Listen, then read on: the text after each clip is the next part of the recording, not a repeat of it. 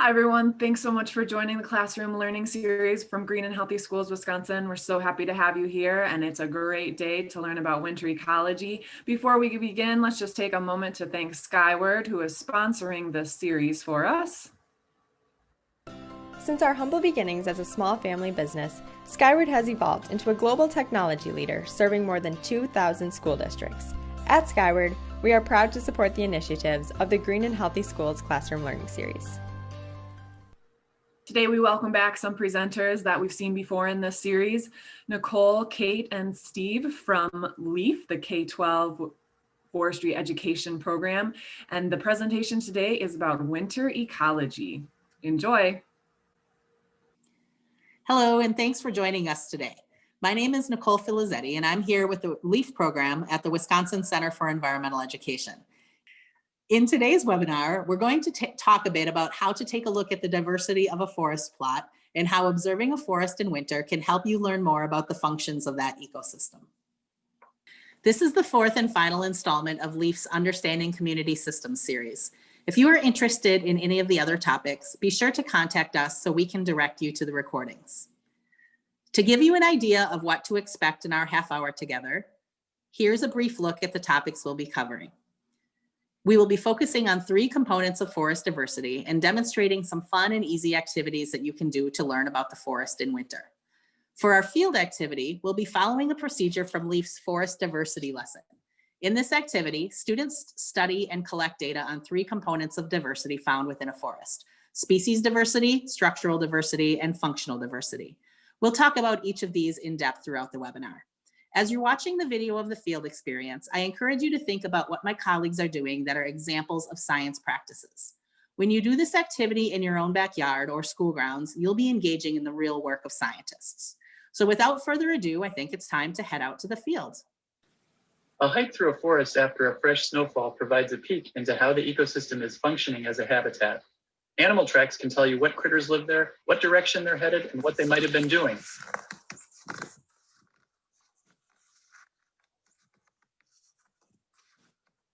It's exciting to do a bit of science detective work.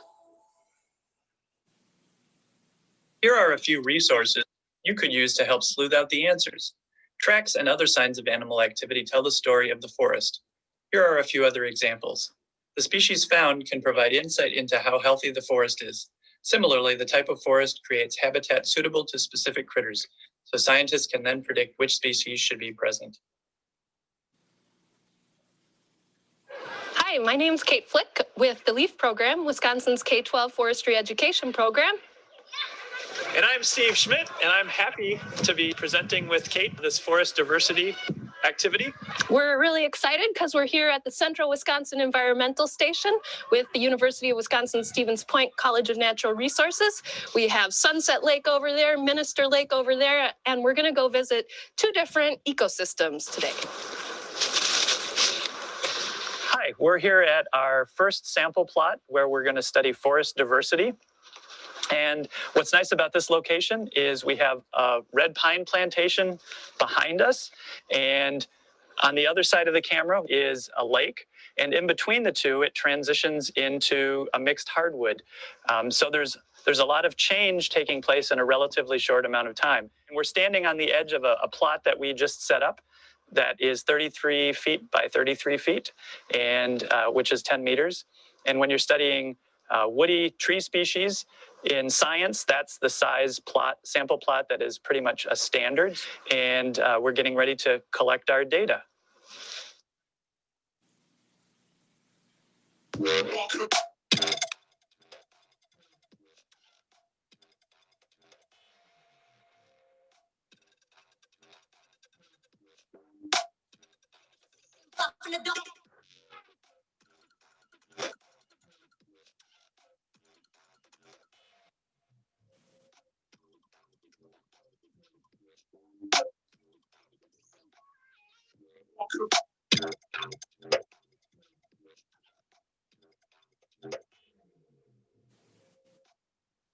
And now back to the studio with Nicole.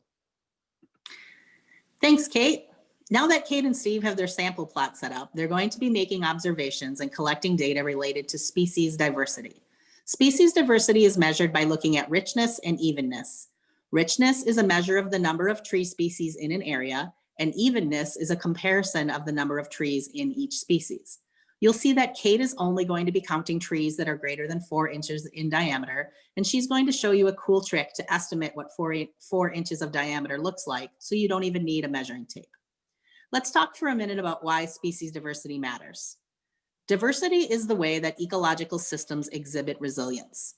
When a disturbance occurs, such as a disease or a destructive wildfire, how the forest bounces back depends directly on species diversity. Please advance, Kate. Oops. In general, biodiversity can be equated with the health of an ecosystem. In monoculture forests, or forests that are made up of only one type of tree, a disease that comes in has a better chance of killing more of the trees. For example, some urban forests in Wisconsin have mostly ash trees. The invasive emerald ash borer is destroying these forests, forcing towns to cut them all down and replant with younger trees that will not soon provide the same ecosystem services that the ash trees once did. Foresters are replanting with biodiversity and resilience in mind. Think about this as you see more about Kate and Steve's 2 forest plots. All right, so the first parameter that we're going to take in is species diversity. And for species diversity, we're going to be looking at richness and evenness. Richness is just a measure of how rich is the plot. Are there a lot of species, a lot of different species, or is there only one species? Evenness is just a measure of how those individual species are distributed throughout. So is there 100 red pines and only 1 oak? That would be a very uneven stand. All right, so to take species diversity, we're just going to look at all the different species that are in our 10 meter by 10 meter plot. But we're only going to count the trees that are 4 inches or more in diameter. An easy trick for this one is to take an 8.5 by 11 piece of paper and fold it in half. So that's about 4 inches. And just note, we're going to do this at diameter height in forestry, which is about 4.5 feet. You might want to think about where 4.5 feet is on your body, measure it out, and then use that as a reference point. You can see that if this tree were in our plot, this one's a little bit less than 4 inches, so we wouldn't count it. This one, however, is greater than 4 inches, so we would count that one. And we're just going to look and see what are the different species in here. You don't necessarily need to know what the exact species is, so you don't need to do tree identification. You can just observe that they're different. So like, oh, this bark is different than that bark, or this leaf is different than that leaf. Though we do have a couple other tools that we'll talk about a little bit later if you do want to get into tree ID. Should we go explore our plot? Let's go.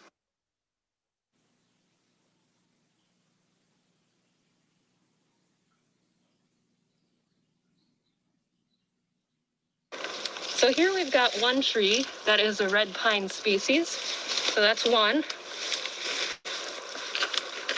This one is a different tree, but it's too small, so we're not going to count that. Here's another one, too small. Here's another one, red pine. Do that for all trees in your plot greater than 4 inches in diameter. As you're collecting data, you might run into a couple things that you have questions about in the field. Here's a few. If it's a stump, don't count it. If it has multiple stems, that only counts as one tree. And if it's a dead tree, you don't count that one either.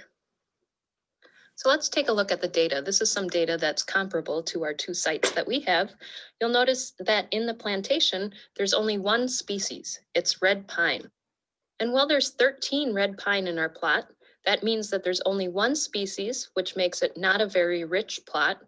And it's very even because there's no other species in that plot. Now in our second plot, which you'll get more introduced to in a second here, you'll notice that there's 3 different kinds of species and a total of 7 trees. So in richness, we say that there's 3 species, which makes it a bit more rich than our plantation. And in terms of evenness, we have 2 white pine, 4 maple, and 1 hemlock. That means that it's a little bit uneven, but if I were putting this into a data category, I'd probably shift that uneven a little, like 2 or 3 hashes over, because it's not a totally uneven stand. Now that we've considered the diversity at these 2 plots, think about how they'll be different in winter.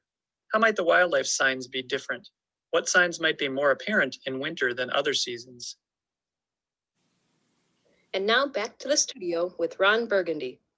Nicole. Now that Kate and Steve have investigated the species diversity of their plot, they're going to look at the next category, which is structural diversity.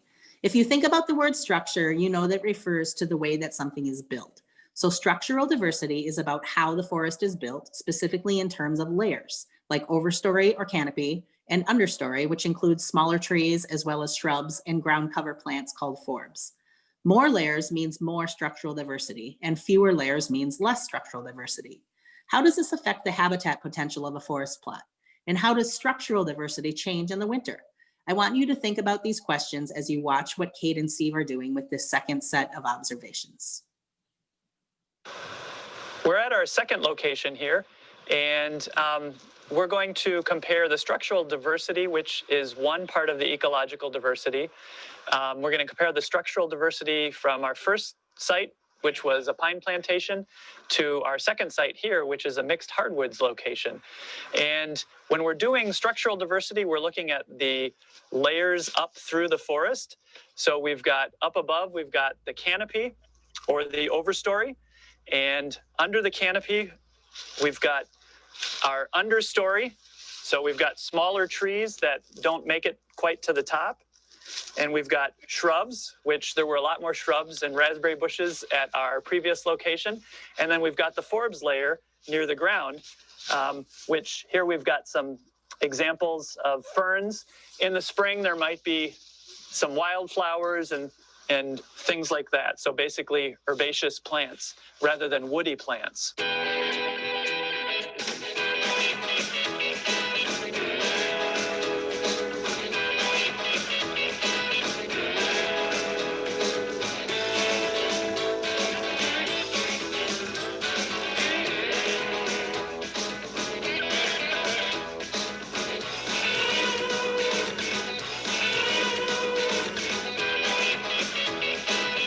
So when we're looking at the structural diversity, not only are we defining these different components, but we're also looking for signs of wildlife, because that difference in structural diversity creates different places for animal habitat. And so we've seen some interesting habitat out here besides your typical deer scat. We've also found signs that beavers have been eating on the aspen, and we've got some footage of that, and also some buck rubs from when the deer are moving through. We've also heard some nuthatches and chickadees. So what we're trying to do is note in each layer where those different signs are, and that helps us look at the structural diversity and compare that from one plot to the next.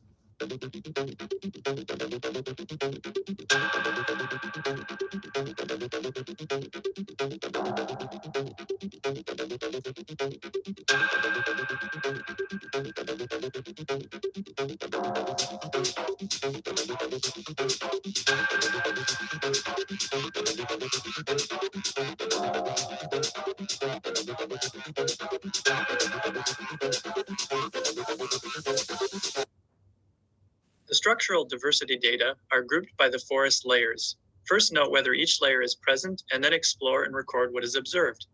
Here's the sample pine plantation data from the leaf guide. In this case, there were only 2 observations. Notice there were more layers present and more observations in the mixed forest leaf guide data. One would expect more structural diversity to equate to more wildlife observations. Be sure to listen for vocal animals such as birds, and look closely for our smaller critter friends such as small mammals, insects, or other signs such as spider webs. Hey, Steve, before we go back to the studio, I really like imagining what that looks like in winter, from the forest floor to the shrubs to the understory, and then all the way up to the canopy. What does that mean for wildlife and everything in between? And now back to the studio with Nicole. The last component that we're going to look at is functional diversity. You know that a function is what something does, or the work that that thing is responsible for. So functional diversity is looking at the work that is happening in the forest. More work makes a more diverse forest. We measure this by looking in detail at the forest floor to see how much decomposition is happening in the duff, which is under the fresh leaf layer. If the duff layer is thick and decomposition and nutrient cycling are happening slowly, this means that forest plot has a relatively low measure of functional diversity. But if the decomposition is happening more quickly and that job is getting done more efficiently, that forest has a higher level of functional diversity. How does the rate of decomposition change in the winter? And how does the rate of decomposition in colder northern climates compare to places that are warm and moist for more months of the year? I want you to think about these questions as Kate and Steve are exploring their forest plots. And don't forget to be looking for examples of the practices of science while they're out there working too. We're going to talk about functional diversity a little bit and just experiment with one function that's in a forest. A forest has tons of functions. It's doing stuff with water, it's doing stuff with carbon, but we're going to look at nutrient cycles and the function of nutrient cycling. So different forests have different rates of nutrient decomposition. Decomposition is just when all the little critters and fungus and other things come around and they take the leaves from the fallen leaves from the trees and the sticks and other things that you can see around here, and then they break it down so that the plants can access those nutrients. If there wasn't any decomposers, the forest floor would just keep piling up until it was like above our heads and above the trees. But since we have those useful decomposers, we can see how one of the functions is nutrient cycling. This leaf has nutrients in it. Different leaves have different nutrients, and different other things like sticks and branches have stuff like lignin and other compounds that are kind of hard to decompose, so they take a little bit longer.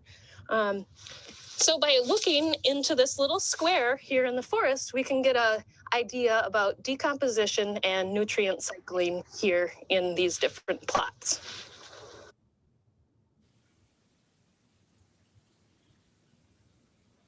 So stand at the corner of your plot, and while I like ultimate frisbee and disc golf, this is probably not something you should do. Instead, just stand there and have your square, toss it in there, kind of nice and gentle. If you don't have a square, you can use anything that is just marking a spot there.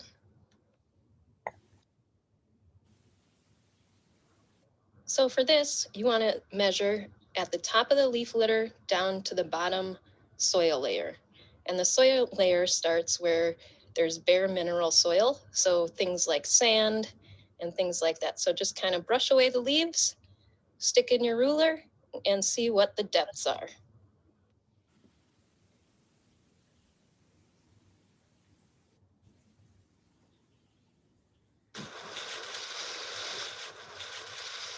So we're just removing the leaf layer.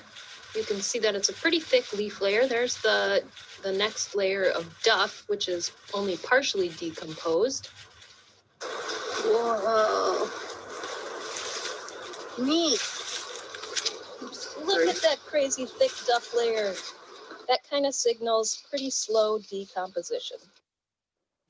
So just walking through that again, here we are digging down through the duff layer. We've got a whole bunch of pine needles, some other leaves, some sticks and twigs, and you've really got to get down to that bare mineral soil. And right there where my thumb is where we're taking the measurement. So that's about 11 centimeters. And you can see that that's a big duff layer there. Slow decomposition, slow nutrient cycles.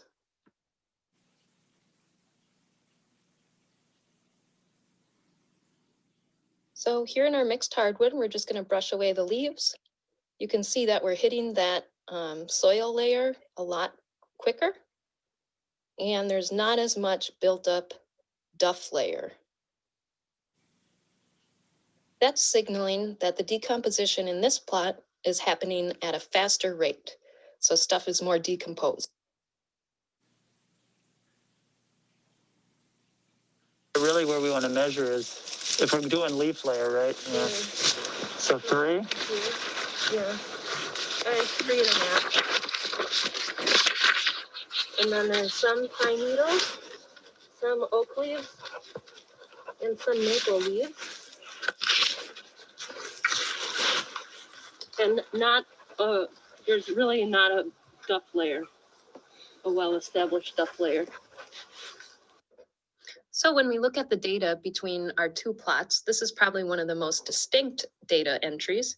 You'll notice that the decomposition in the red pine plantation is generally pretty uneven, and the level of decomposition is either low or medium, meaning that it's slow decomposition cycles, slow nutrient release cycles, and those layers are really building up in the forest.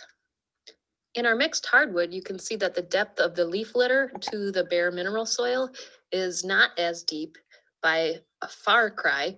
The composition is a little bit different, and it's a much more even decomposition, making that level of decomposition somewhere between medium and high. That means that the nutrient cycles are going a little bit faster in this mixed hardwood plot. So that's one way to measure and analyze different types of biodiversity in our forest systems. As we transition to a winter ecology landscape, just keep imagining all those diversity connections in our forest systems. And now back to the studio. Thanks, Nicole. Thanks, Kate. At the beginning of the webinar, I encouraged you to think about the practices of science that were being demonstrated by the activity. Using the language of the next generation science standards, you can see that there were three important things Kate and Steve were doing. They were planning and carrying out investigations, analyzing and interpreting data, and obtaining, evaluating, and communicating information. So if you thought they were just playing in the woods, now you know better. Now that we've shown you how to collect data on three different measures of diversity, it's your turn to go out and explore. You can do this in your own backyard, a park in your neighborhood, or even maybe with your classmates at your school forest. It's fun and easy and doesn't really take any complicated tools. Here are a couple resources that might be useful for this activity. If you want some resources about tree identification, including a key that can help you identify trees in the winter by looking at their buds and branches, you can find those at our website, www.leafprogram.org. Teachers, don't forget about the trunks and kits that we have for loan through the WCEE. You can find them if you go to our website or by Googling WCEE UWSP kits. Also, the lesson that today's activity is from is available as a free PDF, so contact us if you would like a copy of that. My final note to you is a reminder to get outside this winter. There are amazing things in your own backyard just waiting for you to explore. Thanks again for joining us today, and take care. All right, get outside, explore, enjoy the winter, and see what kind of interesting things you can find in a diverse landscape close to you. And be sure to check out the other videos in the Classroom Learning series. Take care.